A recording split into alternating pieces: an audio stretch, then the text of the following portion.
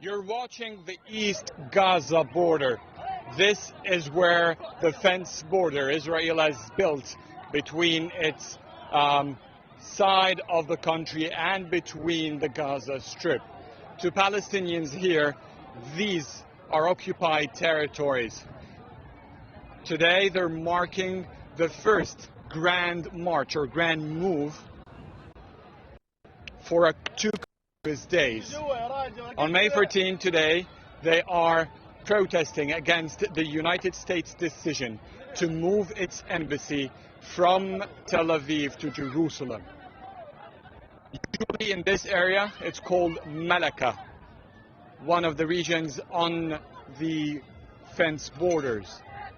Usually protesters will be clustering at one part, trying to irritate IDF forces, throw rocks at them, try to stop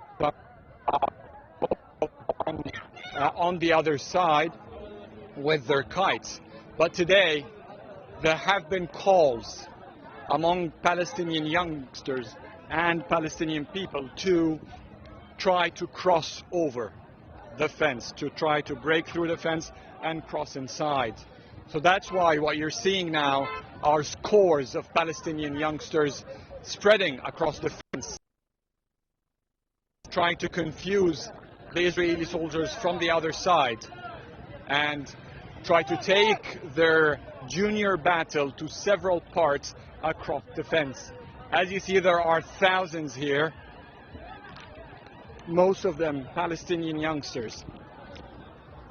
They have come with their rocks, with their tires, and it's more of a junior army, if you may say. So for those who come with tires, they call them the Tires Battalion. And mainly what they do is to spread this black smoke in the skies of Gaza, mainly for blocking the sight of Israeli snipers on the other side.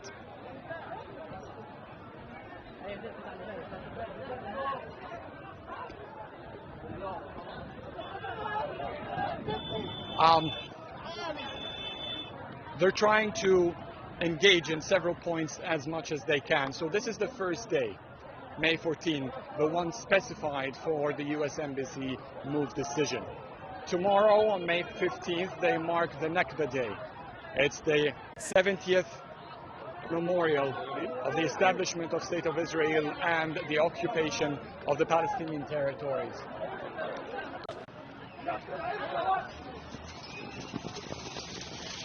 So. With nafas, let's start moving. To disperse the audience,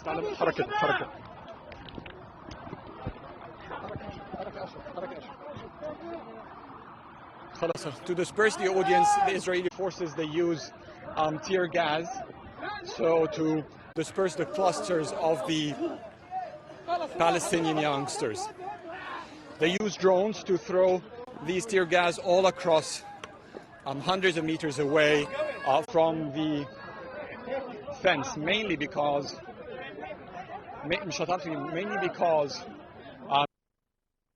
youngsters would not come this far.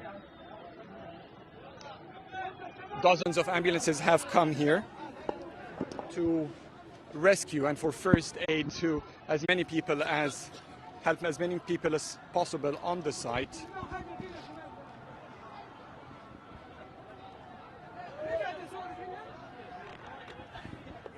But Palestinians are usually prepared. So far, they're used to these kind of engagements. Tear gas is very accustomed to most of these youngsters who, most of them have done this before. Across the land, there are flyers from the IDF, the Israeli Defense Force, who have spread information to warn Palestinians about today's engagement in the protests.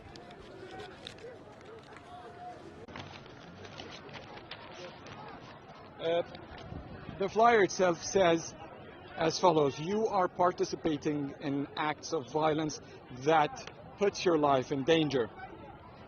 Hamas is using you to hide its failure and is risking your lives. The IDF is prepared for every scenario, and it will work against all attempts to touch the fence that isolates Gaza from its territory. Israeli troops are well trained for any threats against the nation of Israel. Do not allow Hamas to engage you in violent clashes. This is part of the flyer that has been sent by the Israeli, that has been thrown on Gaza from the IDF, the Israeli Defense Forces. These are basically warnings to the Palestinians who come here, and Israel wants them not to engage in any act of violence that has already started. This is still the very first hour of the calls for the protests, and as you see, scores have already come.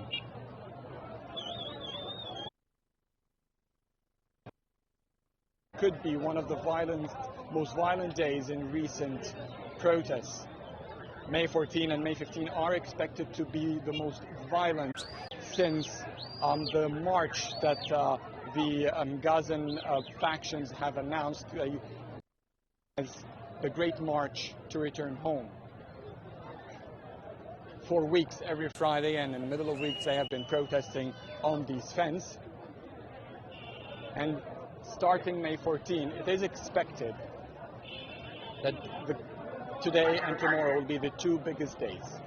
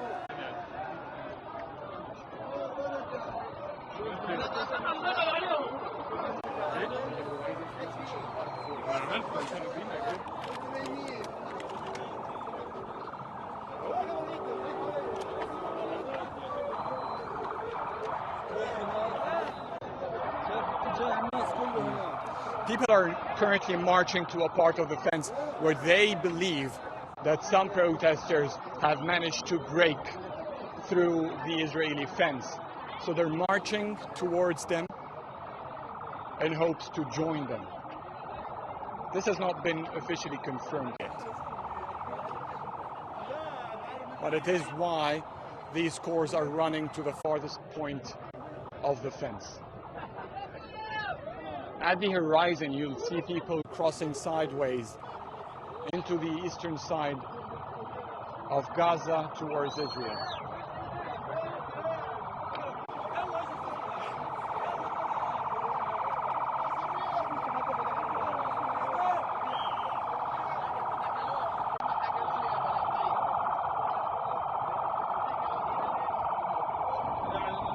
Ambulances always follow to make sure that all injured can receive the quickest health care possible on field.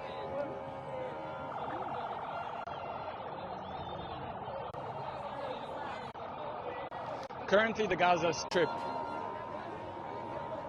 has only one of two crossings with Israel operating.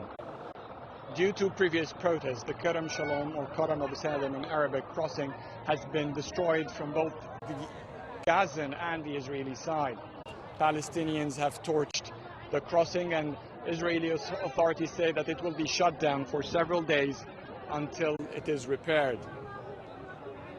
But Kerem Shalom is the main life stream for Gaza. It's from where raw materials, food, dairy products enter daily to the strip.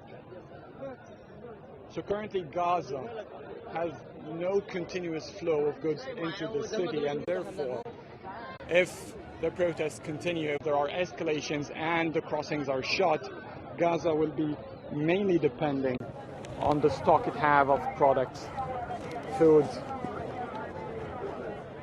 petroleum products.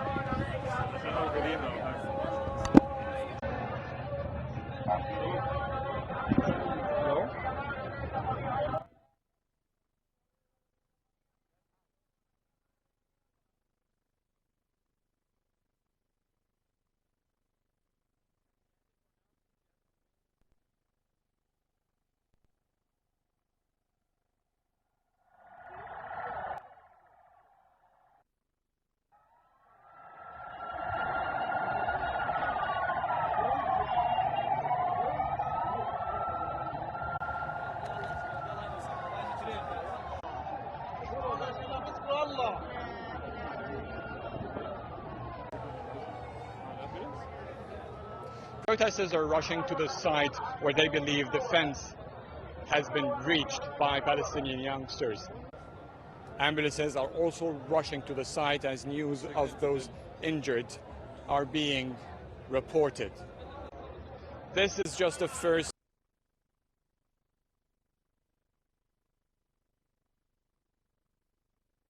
Their anger against the United States to Jerusalem, and remembering 70 years on Nakba, 70 years on the occupation, and 70 years on. This is Adil.